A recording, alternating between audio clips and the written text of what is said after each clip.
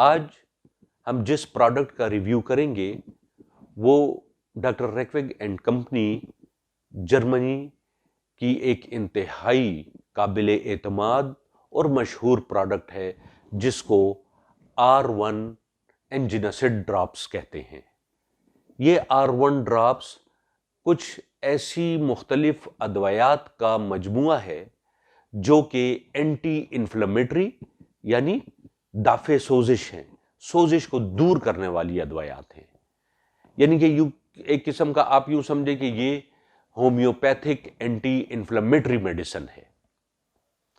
ان R1 drops کو بچے، بڑے، بوڑھے، مرد اور عورت یکساں طور پر بغیر کسی سائیڈ ایفیکٹس کے استعمال کر سکتے ہیں۔ ان R1 ڈراپس میں ایسی قدرتی ہومیوپیتھک ادویات شامل کی گئی ہیں جو کہ سوزشی اثرات کو دور کرنے کی نہایت بہترین صلاحیت رکھتی ہیں۔ مختصر طور پر اس کو R1 ڈراپس کہا جاتا ہے، اور اس کا جو جنرک کچھ چیزیں ہیں یا کچھ ایسے کمبینیشن جو اس میں ادویات شامل ہیں اس کے متعلق میں آپ کو بتاتا چلوں۔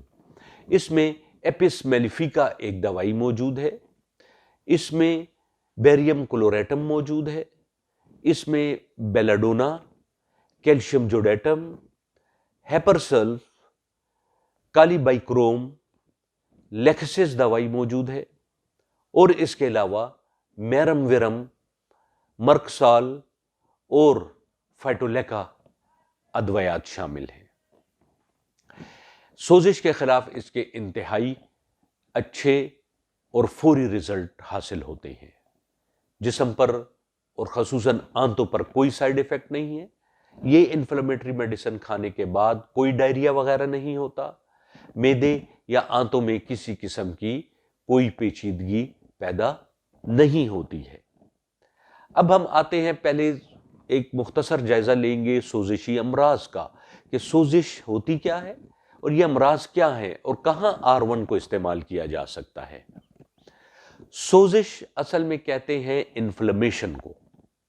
انفلیمیشن کیا ہوتی ہے کہ جب بھی کوئی الرجن یعنی الرجک پارٹیکل، جب بھی کوئی مائکرو آرگنزم یعنی کہ کوئی جراثیم، چاہے وہ بیکٹیریا ہو، وائرس ہو، ریکٹشیائی ہو، کسی بھی قسم کا اور کوئی جراثیم ہو، کوئی پیراسائٹ ہو، جب وہ جسم میں داخل ہوتا ہے، حملہ کرتا ہے، تو جسم میں یہ چیزیں سوزش پیدا کر دیتی ہیں، جسم میں انفلیمیشن پیدا ہو جاتی ہے، اور اس سوزش یا انفلیمیشن کی وجہ سے پھر کنسرنڈ سسٹم جو ہے اس میں خرابی پیدا ہوتی ہے۔ مثال کے طور پر اگر آنکھوں میں سوزش پیدا ہوگی تو ہمیں کنجنکٹیوائٹس ہو جائے گا، آنکھیں سرخ ہو جائیں گی۔ ناک میں سوزش ہوگی تو رائنائٹس یا نزلہ زکام شروع ہو جائے گا۔ گلے میں سوزش ہوگی تو ٹانسلائٹس یا فیرنجائٹس شروع ہو جائے گا۔ اسی طریقے سے سینے میں سوزش ہوگی تو ٹریکیائٹس یا نمونیا یا اس پلورائٹس، اس قسم کی چیزیں شروع ہو جائیں گی۔ پیٹ میں سوزش ہوگی تو گیسٹرو انٹرائٹس، گیسٹرائٹس، انٹرائٹس، اس قسم کی سوزش شروع ہو جائے گی۔ اسی طرح یورینری ٹریکٹ میں اگر سوزش ہوگی تو نیفرائٹس اور گلامیرولونیفرائٹس، سسٹائٹس، پیشاب کا جلنا، برننگ میکچوریشن، یہ تمام کیفیات سامنے آئیں گی۔ لہٰذا اگر اسی طرح ENT میں ہو تو پھر اوٹائٹس یعنی کان کی سوزش اگر ہو جائے خدا نخواستہ تو بھی پھر مسئلہ ہوتا ہے۔ تو کہنے کا مطلب یہ ہے کہ سوزش یا انفلیمیشن خواہ آنکھوں میں ہو، ناک میں ہو، کان میں ہو، گلے میں ہو، سینے میں ہو، یا پیٹ میں ہو، یا یورینری ٹریکٹ پیشابی اعضاء میں ہو، ان تمام سوزشی کیفیات کے لیے، ان تمام انفلیمیٹری کنڈیشنز کے لیے R1 بہترین دوائی ہے۔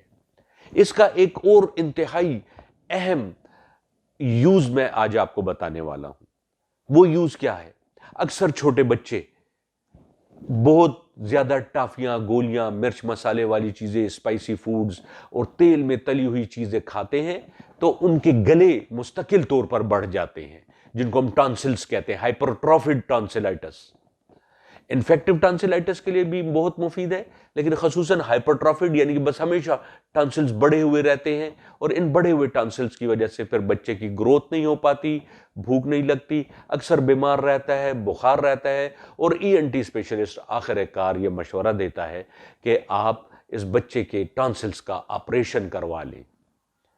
تو ایسے ماں باپ جو بچوں کا آپریشن کرانے کی سوچ رہے ہیں یا آپریشن کرانے سے ڈرتے ہیں، وہ کوئی فکر نہ کریں۔